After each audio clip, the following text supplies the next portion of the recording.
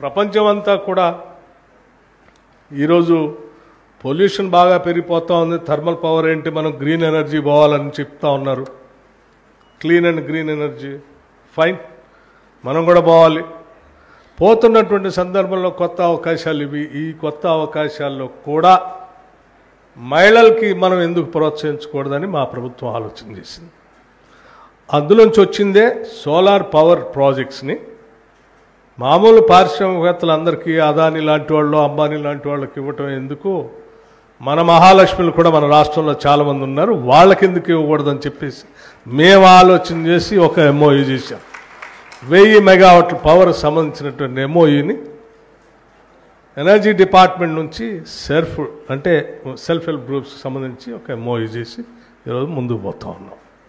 So మీరు సక్సెస్ఫుల్గా ఈ 1000 మెగావాట్స్ పవర్ని, సోలార్ పవర్ ప్రాజెక్ట్స్ని అంటే చాలా సింప్లిఫై చేశాం. ఎనర్జీ డిపార్ట్మెంట్ టెండర్స్ పిలుస్తుంది, బ్యాంక్స్ నుంచి లోన్ ఇప్పిస్తాం, మీరు పరిశ్రమ పెడతారు, పరిశ్రమ నుంచి ఉత్పత్తి అయ్యే పవర్ని మళ్ళీ గ్రిడ్ కనెక్ట్ చేస్తాం గవర్నమెంట్కి. గవర్నమెంట్ ఎవ్రీ మంత్ మీకు బిల్ ఇస్తూ ఉంటుంది. సో పరిశ్రమను పెట్టించేదే గవర్నమెంటే, కొనుగోలు చేసేది గవర్నమెంటే, బిల్ ఇచ్చేది కూడా గవర్నమెంటే. ఈ కార్యక్రమాన్ని చేసి సింప్లిఫై చేసి మీకు ఒక మంచి బిజినెస్ని మీకు అందించిపోతాను. ఇది సోలార్ పవర్తో.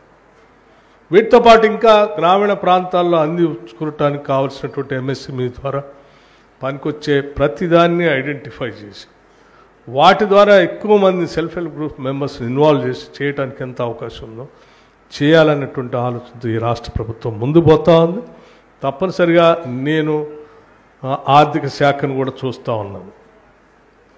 సో మా ముఖ్యమంత్రి రేవంత్ రెడ్డి గారు కానీ, మా పరిశ్రమల మంత్రి శ్రీధర్ బాబు గారు కానీ, లేకపోతే యావత్ మంత్రిమండలి మొత్తం కూడా సింగిల్ ఫోకస్తో ఈరోజు వెళ్తా ఉన్నాం. మా ఫోకస్ అంతా ఈ రాష్ట్రంలో సగ జనాభా ఉన్న మహిళలందరినీ, తల్లుల్ని, సోదరిమణులందరినీ కూడా మహాలక్ష్మిలాగా చేయటం, మిమ్మల్ని ఆర్థికంగా సాధికారిగా నిలబెట్టుకునేటట్టు చేయటం, తద్వారా కుటుంబం ఆర్థికంగా నిలదొక్కుని కుటుంబం ద్వారా గ్రామం, గ్రామం ద్వారా రాష్ట్రం, రాష్ట్రం ద్వారా దేశానికి తెలంగాణ మహిళలు ఒక ఇన్స్పిరేషన్గా ఉండేటట్టుగా కార్యక్రమాన్ని తీసుకొని ముందుకు పోతున్నాం. ఈ పోయే కార్యక్రమంలో తప్పనిసరిగా మేము విజయం సాధిస్తామనే ప్రగాఢమైన నమ్మకం మాకుంది.